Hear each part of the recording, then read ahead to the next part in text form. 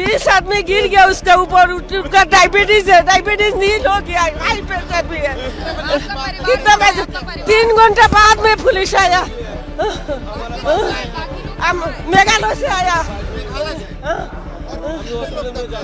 हम रुका था। बाकी परिवार कहाँ गया? फोन रुके। ओ उड़ान में तो बहु आदमी 100 का ऊपर ऐसे ही हो गया, हॉस्पिटल में चला गया। दोस्तों, बेहद दुखद खबर आ रही है और आखिरकार वही हो गया जिस बात का डर था।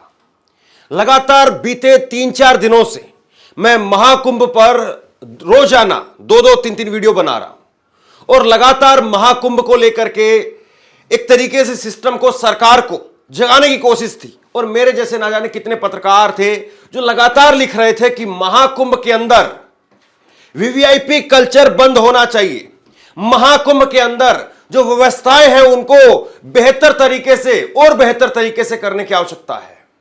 हम बोलते रहे, लेकिन आप देखिए क्या हुआ। मौनी अमावस्या आज के दिन, जब मौनी अमावस्या पर पहले से पता था कि बहुत बड़ी भीड़ आएगी, बहुत भारी भीड़ आएगी, और भगदड़ मच गई। भगदड़ मच गई और भगदड़ के बाद में लोगों के मारे जाने की खबरें निकल करके सामने आने लगी। बेहद दुखद है ये। महाकुंभ को लेकर के जब भी मैं खबरें बना रहा था तो मैं यही कह रहा था कि हमारा मकसद ये नहीं है कि किसी को डराएं या किसी को ये कहें कि वो वहां ना जाए। मकसद ये था कि ये हालात पैदा ना हो, भगदड़ जो है वो नहीं मचनी चाहिए। और आप ये अलग अलग जो है वो देखिए, खबरें निकल करके सामने आ रही है। अमर उजाला ने कुछ देर पहले की खबर बता रहा हूं, 15 लोगों की मौत हो गई, अमर उजाला बता रहा है। उसके बाद में दैनिक जागरण की खबर है 17 श्रद्धालुओं की मौत हो गई। और फिर उसके बाद में दैनिक भास्कर की कुछ देर पहले की खबर है 14 श्रद्धालुओं की मौत हो गई। और यह आंकड़ा 15, 17, 20, 22, 50 पता नहीं कितना है। अभी कोई क्लैरिफिकेशन जो है वो हमारे पास में नहीं है और उम्मीद करते हैं कि कम से कम लोगों की जो है वो मौत हुई होगी। लेकिन सवाल इस बात का है कि क्या योगी आदित्यनाथ जो इस महाकुंभ के आयोजन का क्रेडिट ले रहे थे या महाकुंभ के आयोजन पर उसका सेहरा अपने सिर पर बांध रहे थे, इन मौतों का जिम्मेदार कौन है? और ऐसा नहीं है कि योगी आदित्यनाथ, उनकी सरकार, वो पहले से इस प्रकार की श्रद्धालुओं की भीड़ से, भगदड़ से वो निपट नहीं चुकी है, या यूं कहें कि उसमें बड़ी संख्या में, सैकड़ों की तादाद में लोगों की मौत नहीं हो चुकी है। ये खबर आप देखिए, ये आज तक की खबर मैं आपको दिखा रहा हूं। हाथरस के अंदर 123 लोगों की मौत हुई थी और एसआईटी जांच के आदेश दिए गए थे उस वक्त में। ये जुलाई, पिछले साल जुलाई की खबर है ये। क्या सबक लिया आपने?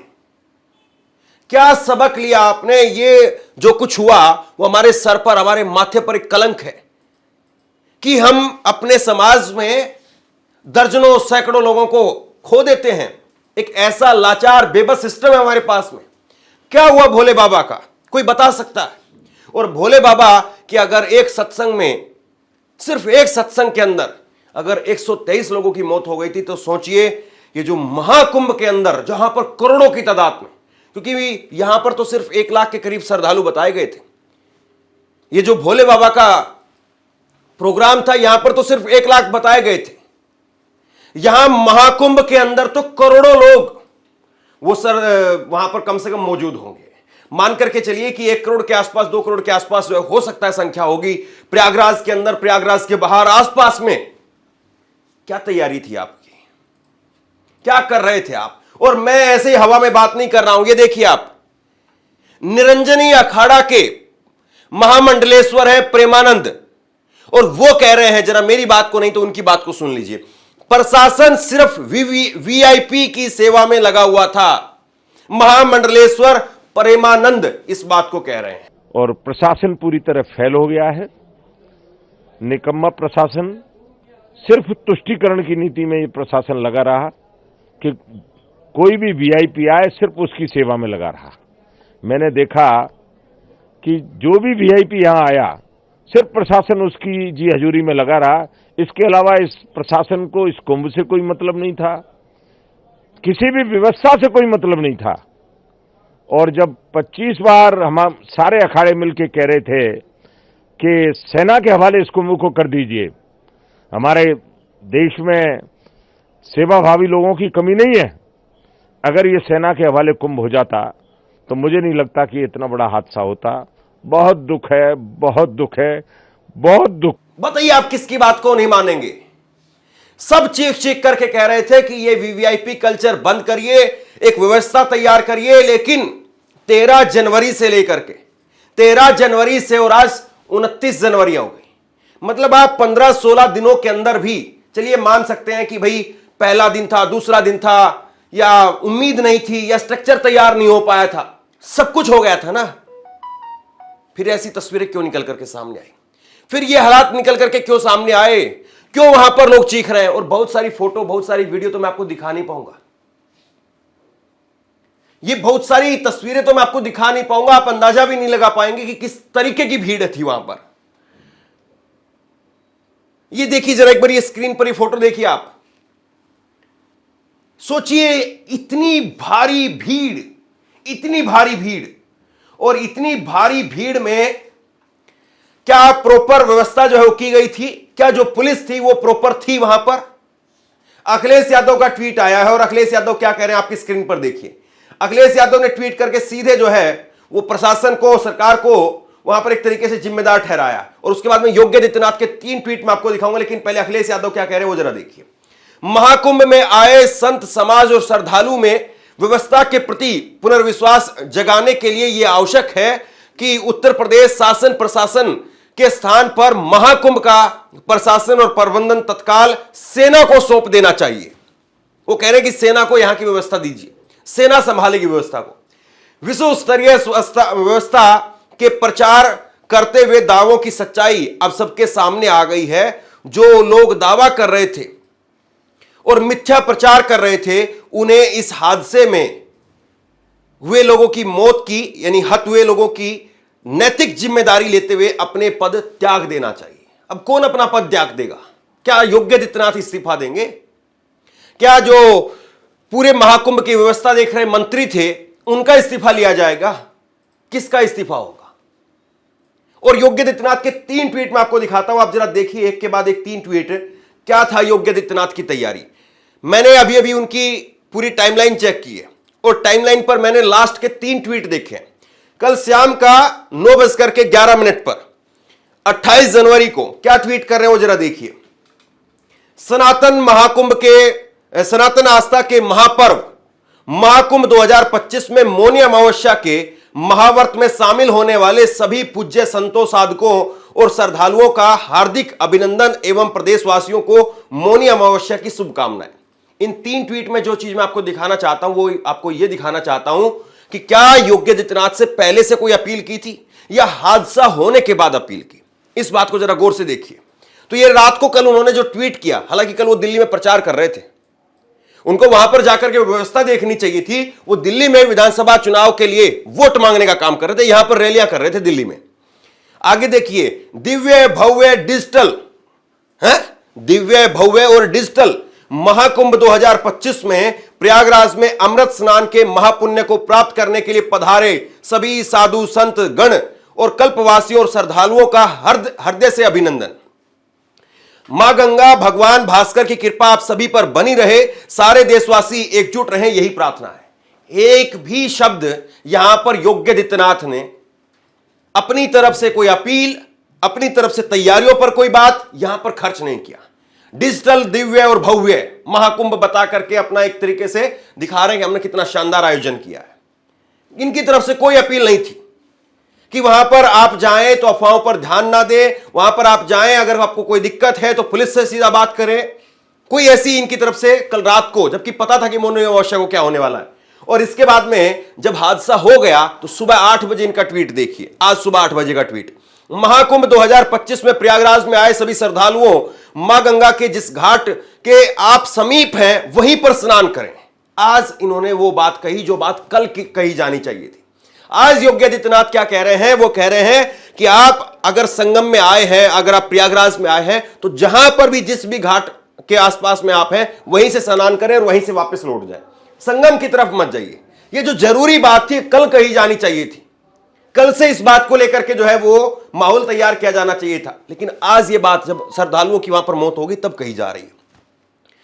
मां गंगा के जिस भी घाट के समीप आप हैं वहीं स्नान करें, संगम नोज की तरफ जाने का प्रयास न करें। आप सभी प्रशासन के निर्देशों का अनुपालन करें। गजब बात है, आज सारा ज्ञान आ गया इनको।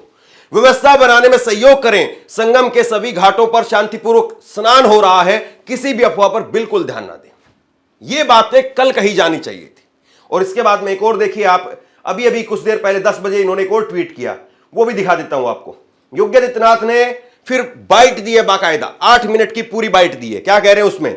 सभी पूज्य संतों, श्रद्धालुओं, प्रदेश एवं देशवासियों से मेरी अपील है कि अफवाहों पर ध्यान न दें, संयम से काम लें। प्रशासन आप सभी की सेवा में तत्परता से कार्य कर रहा है। ये 3 ट्वीट हैं आज, कल रात से। कल रात में अगर ये सारी तैयारी की जाती, योगी आदित्यनाथ वहां पर रह करके मॉनिटर करने का काम करते, तो शायद बेहतर तरीके से चीजें हो पाती। राहुल गांधी ने ट्वीट किया इसको लेकर के, और राहुल गांधी ने एक लंबा ट्वीट करके क्या कहा है सुनिए जरा। प्रयागराज महाकुंभ में भगदड़ के कारण कई लोगों की मौत और कईयों के घायल होने की खबर अत्यंत दुखद है। शोकाकुल परिवारों के प्रति गहरी संवेदना व्यक्त करता हूं और घायलों के शीघ्र स्वस्थ होने की आशा करता हूं। इस दुखद घटना के लिए कुप्रबंधन, बद इंतजामी और आम श्रद्धालुओं की जगह वीआईपी मूवमेंट पर प्रशासन का विशेष ध्यान देना जिम्मेदार है।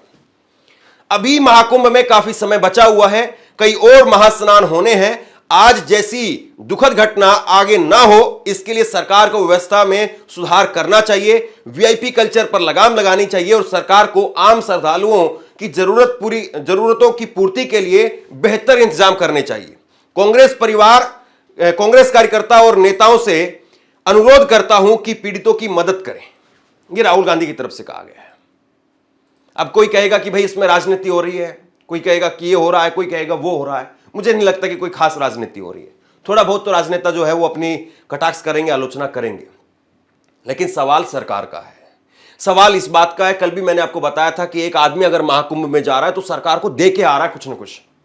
क्या महाकुंभ में यह व्यवस्था नहीं की जा सकती थी कि वहां पर 30-40 दिनों के लिए, जब तक महाकुंभ चलता, तब तक जो प्राइवेट लड़के हैं उनको वॉलंटियर के तौर पर वहां पर रखा जाता?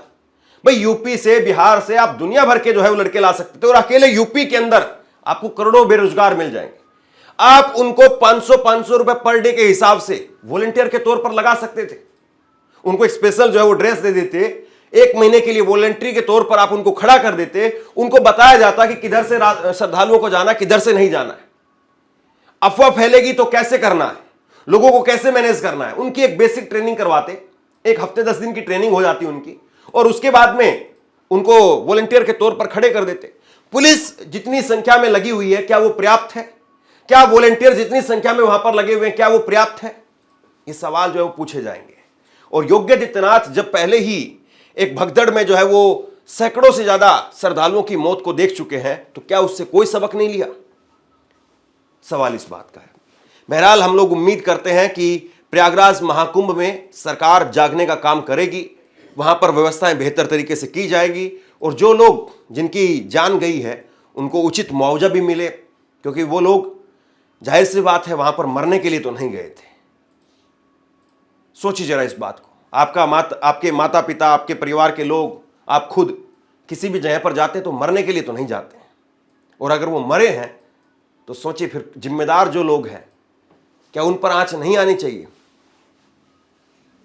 क्या कुंभ में ऐसा हादसा फिर ना हो, इसके लिए सरकार को वाकई कोई ठोस मजबूत अपनी तरफ से प्रयास लेते हुए दिखाई देना नहीं चाहिए, क्योंकि केवल काम जो है वो होना ही नहीं चाहिए, बल्कि काम होते हुए दिखना भी चाहिए।